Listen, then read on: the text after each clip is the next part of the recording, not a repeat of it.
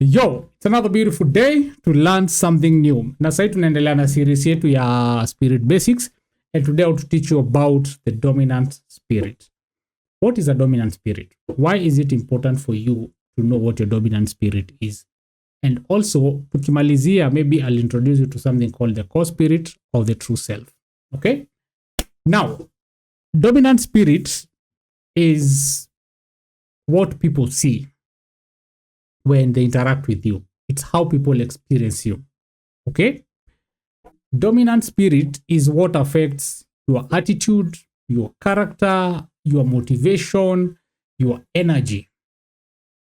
So, tukipatana na wewe kitu ya kwanza yenye nitaona, I will see whether you're confident, I'll see whether you're a cheerful person, I'll see whether you're a kind person.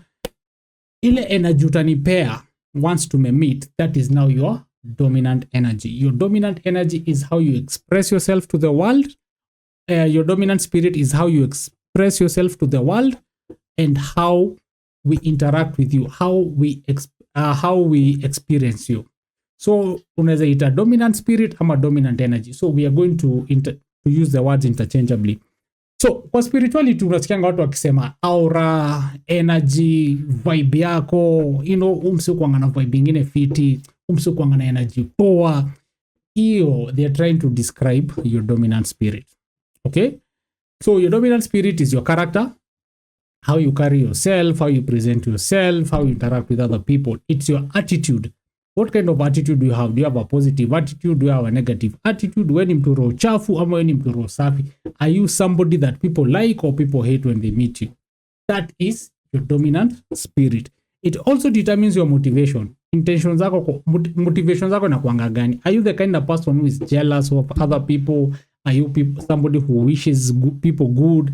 Or when wala watu utakagi kuona watu wengine wakiendelea, we saa zote you always thinking of how to kuharibia watu vitu zao, how to do bad things to people, or you're the kind of person who is always helping people. Like how does the world experience you? How do you express yourself to the world? Hiyo ndio inaitangwa dominant spirit.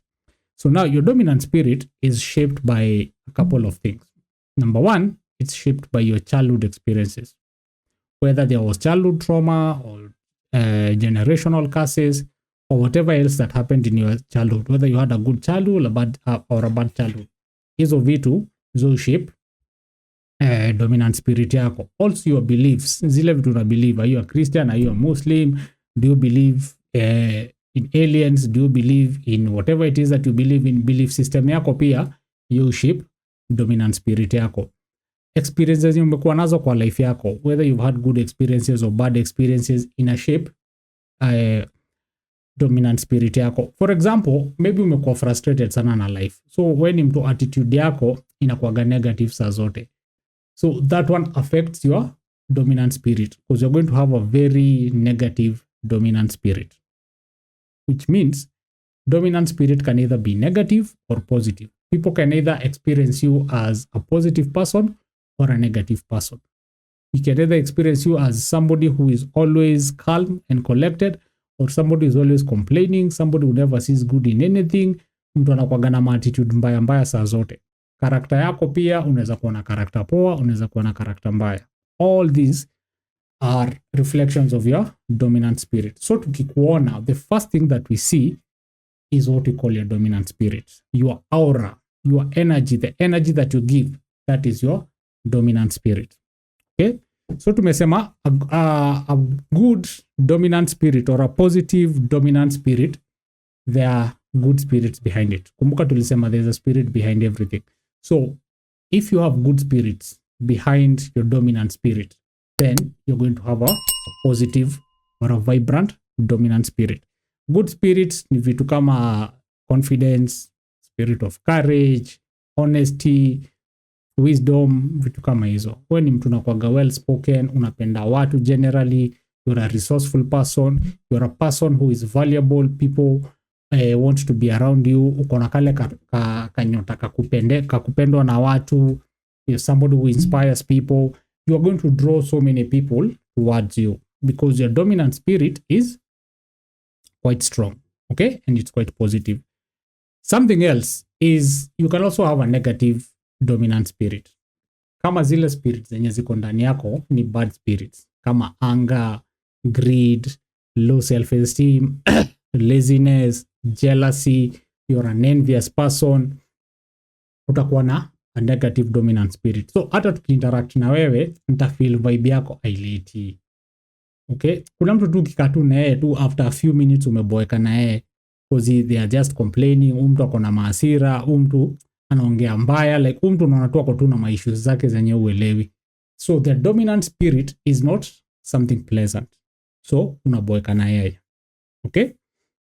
So when you have a negative dominant spirit, people will avoid you. You'll face a lot of rejection. You're going to face a lot of stagnation in your life. Okay? When you have a positive dominant spirit, tunasema you're vibrating at a high frequency. Sheskia people watu wakisema, oh, huyu vibrate at high frequency, huyu anakuwaga msema low frequency, huyu ni mtu low energy. Frequency means how you present yourself to the world.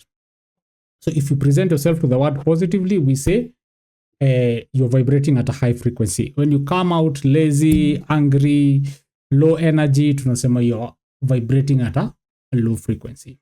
So dominant spirit is your aura, the energy that you give in, the vibe that you give, and your frequency is how positive or negative you are towards life. Tunaelewana mpaka hapo? Now, tumesema dominant energy inakuwaga imekuwa shaped na vitu mingi. So unaweza kupata kama maybe when you are growing up you experienced a lot of rejection. Unaweza pata uko na a lot of people pleasing tendencies. Like you're a people pleaser. Uko na a lot of your dominant energy or your dominant spirit is a people pleasing attitude. So unatakanga kupendwa na kila mtu, and sometimes unajipata watu wanakutumia vibaya because you are too desperate for their attention. So watu wanaanza kutumia vibaya. Ama unaweza pata you've gone through a lot, you've been frustrated so much in life, so you are always angry. So in every situation you go with a lot of anger. Mtu akikwambia kitu kidogo already ushakasirika. Ukidilishwa kidogo ushakasirika. So effect ya whatever past yako imefanyuka kuwa na a dominant spirit that makes you angry. Okay? Now, hiyo ni dominant spirit. Kuna kitu kingine inaitangwa the core spirit ama the true self. True self nayo ama the core spirit, hiyo nayo inakuanga shaped na your deepest desires. Deepest desires ni zile vitu kabisa unataka kwa life yako. Hizo ni zile vitu unasemanga mimi nikipata tu hii natulia. For example, tutumie example ya kuwe ni people pleaser. The reason why you're a people pleaser is because you crave for love, acceptance, attention, and a sense of belonging. Okay? So, huku nje, unajipresent, your dominant spirit is a people pleasing spirit, so that you can get that love and attention and a sense of belonging, so that you can satisfy your core spirit. Unaelewa? So, uko na core spirit. Core spirit ni your deepest desires. But for you to satisfy these deepest desires, you're going to create a dominant spirit, which is shaped by your past experiences and everything that you've been through. You know, present now to the world. Ama una presenting you kuinja vile wewe ni gangster, you don't care, nini, but deep down you know you need help, deep down you know you need someone. But huku nje lazima ujifanye gangster ndio watu wasione kama uko desperate, but deep down you desperately need love, you desperately need attention, you need genuine friendship. So but huku nje una come up kama gangster, but deep down you know you want something softer.